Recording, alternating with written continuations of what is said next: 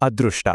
ಕೆಲವರಿಗೆ ಅದು ಹುಡುಕೋಡು ಬರುತ್ತೆ, ಇನ್ನು ಕೆಲವರಿಗೆ ಅದು ಎಷ್ಟೇ ಪ್ರಯತ್ನಿಸಿದ್ರೂ ಕೈಗೆ ಸಿಗದ ಮರೀಚಿಕೆ. ಈ ಕತೆ ಅದೃಷ್ಟದ ಹಿಂದೆ ಬಿದ್ದು ತಾನೇ ಒಂದು ಭಯಾನಕ ಶಾಪಕ್ಕೆ ಬಲಿಯಾದ ಒಬ್ಬ ವ್ಯಕ್ತಿಯದ್ದು. ನಿಜಕ್ಕೂ ಅವನಿಗೆ ಸಿಕ್ಕಿದ್ದು ಅದೃಷ್ಟನಾ ಅಥವಾ ಅದಕ್ಕಿಂತ ಘೋರವಾದದ್ದಾ? ಒಮ್ಮೆ ಈ ಮಾತುಗಳನ್ನ ಕೇಳಿ. ಇದರಲ್ಲಿ ಬರೀ ಆತ್ಮವಿಶ್ವಾಸ ಇಲ್ಲ, ಇದರಲ್ಲಿ ಒಂದು ರೀತಿಯ ಅಮಾನುಷ ಶಕ್ತಿಯೇ ಅಡಗಿದೆ ಅನಿಸುತ್ತೆ ಅಲ್ವಾ? ಕ್ಯಾಸ್ನೋದಲ್ಲಿ ಲಕ್ಕಿಯ ಆಟ ಕೇವಲ ಜೂಜಾಟವಾಗಿರಲಿಲ್ಲ, ಅದು ಅದಕ್ಕಿಂತ ದೊಡ್ಡದೇನೋ ಆಗಿತ್ತು.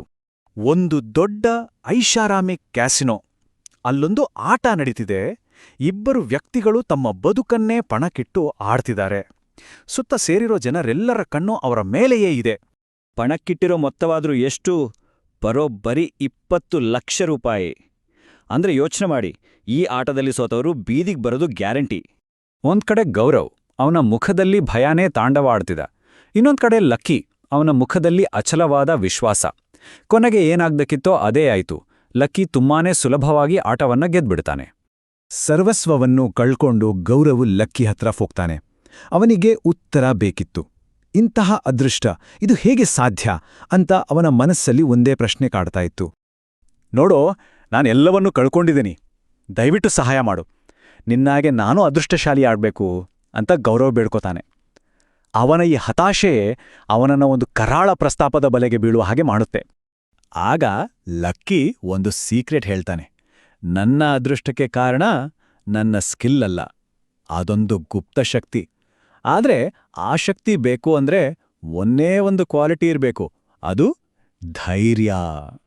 ಆದ್ರೆ ಆ ಶಕ್ತಿ ಪಡ್ಕೊಳ್ಳೋಕೆ ಏನ್ಮಾಡಬೇಕು? ಲಕ್ಕಿ ಹೇಳಿದ ಉತ್ತರ ಕೇಳಿ ಗೌರವ್ನ ರಕ್ತನೇ ಹೆಪ್ಪುಗಟ್ಟುತ್ತೆ. ನೀನು ಯಾರನ್ನೂ ಕೊಲ್ಲಬೇಕಾಗಿಲ್ಲ, ನೀನು ಕೊಲ್ಲಬೇಕಾಗಿರೋದು ಈಗಾಗಲೇ ಸತ್ತಿರೋರನ್ನ. ಇದ್ರ ಅರ್ಥವಾದ್ರೂ ಏನು? ಸರಿ, ಮೀಟಿಂಗ್ ಫಿಕ್ಸ್ ಆಗತ್ತೆ. ಆದ್ರೆ ಲಕ್ಕಿ ಕೊಟ್ಟಿರೋ ಕಂಡೀಷನ್ಸ್ ಕೇಳಿದ್ರೆ ಮೈ ಜುಮ್ಮನುತ್ತೆ. ಮಧ್ಯರಾತ್ರಿ 12 ಗಂಟೆಗೆ ನಗರದ ಸ್ಮಶಾನಕ್ಕೆ ಬರಬೇಕು, ಮತ್ತು ಮುಖ್ಯವಾಗಿ ಒಬ್ಬನೇ ಬರಬೇಕು. ಹೇಳಿದ ಹಾಗೆ ಗೌರವ ಸ್ಮಶಾನಕ್ಕೆ ಹೋಗ್ತಾನೆ. ಅಲ್ಲಿ ಆ ಕತ್ತಲಿಯಲ್ಲಿ ಅದೃಷ್ಟದ ಅಸಲಿ ಬೆಲೆ ಏನು ಅನ್ನೋದು ಅವನಿಗೆ ಗೊತ್ತಾಗುತ್ತೆ. ಲಕ್ಕಿ ಮಾಡಬೇಕಾದ ಕೆಲಸವನ್ನ ವಿವರಿಸ್ತಾನೆ. ಕೇಳೋಕಿದು ಅಸಾಧ್ಯ ಅನಿಸ್ಬೋದು. ಮೊದಲನೇದು, ಸ್ಮಶಾನದ ಒಳಗೆ ಒಬ್ಬನೇ ಹೋಗ್ಬೇಕು.